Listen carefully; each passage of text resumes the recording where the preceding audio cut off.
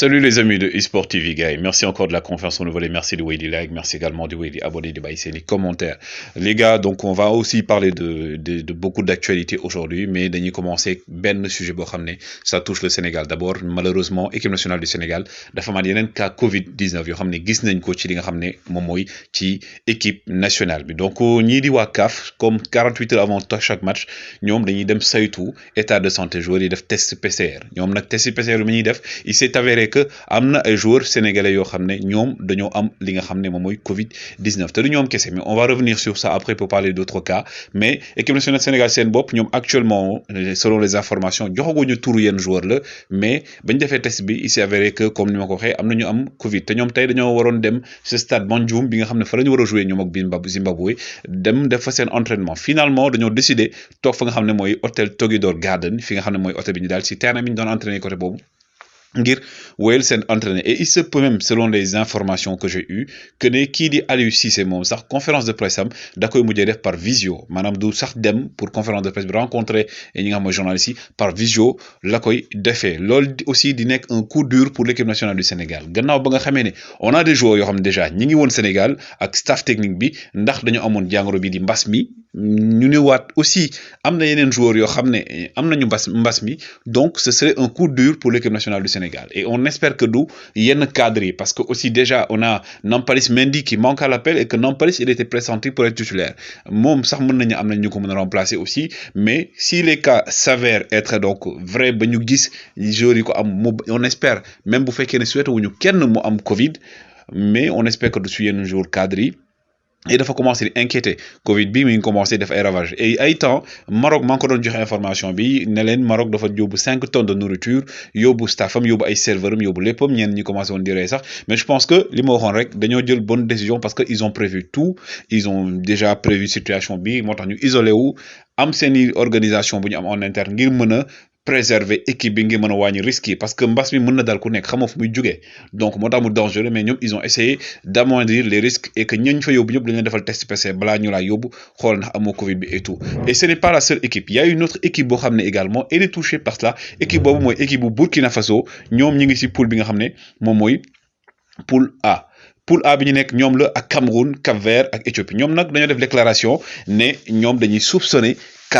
que CAF da leen di bëgg a teg deal et CAF complice la parce que lu tax ñoom dañoo waroon def test PCR bi nee nañ ñu ngi ko waroon def 48 heures déjà CAF ne leen mi ngi ñëw ñu ngi ñëwuñu ba 23 heures avant conférence de presse bi ñuy soog a ñëw te test PCR dañ ne 48 heures avant sa match nga ko war a def nee nañ loolu nekk première anomalie deuxième anomalie bi mooy am benn groupe bu ñëw ne leen ñoom waa CAF moo leen diligenté pour ñu defal leen test PCR nee na déjà ñoom ñu woo CAF laaj leen est-ce que yéen a yónni ñi pour ñu defal ñu test PCR CAF ni ñoom mosuñoo yónni kenn pour mu def test PCR joueur camerounais yi tamit ñoom seen selon les propos de leur capitaine Bertrand Traoré et également Firmin Sano mi seen entraîneur adjoint ñoom nee nañ ci la ñu renvoyé ñi nga xam ne ñoo fa ñëwoon ñoo leen defal test Covid bi après la CAF ne leen finalement ñun ñi ñu yónni dinañ ñëw ñoom jour boobu nee nañ dañoo waroon dem entraîner ji ils se sont pas entraînés ñu toog di xaar CAF ba guddi le CAF ñëw 23 heures avant alors que test bi 48 heures avant la waroon ñëw te au lieu ñu defal leen test PCR nee na ay test antigénique lañ leen defal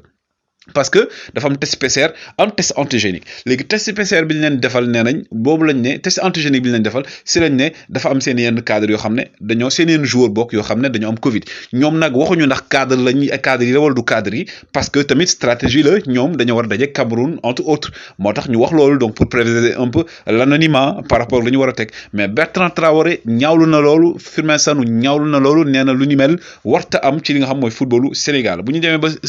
plutôt Afrique bu ñu demee ba li nga xam ne mooy CAF selon leur dire encore une fois moom war a organiser yenn anomalie yi di am ñu ko war a def test PCR ñu la test antigénique ñu indi ñoo xam ne yow ñeneen ñii nee nañ CAF lañ yónni nga ñëw woo CAF ne ñii yónni yu ma leen derrière yooyu yëpp am ci ces joueurs 48 heures avant la ñu waroon def test defuñu test ngeen war a dem entraînement CAF ne leen ñëw leen toog ngeen toog di xaar CAF demoo leen entraînement ñoom nee nañ ça commence à être louche pour eux ce n'est pas moi qui parle ce sont les joueurs du Burkina Faso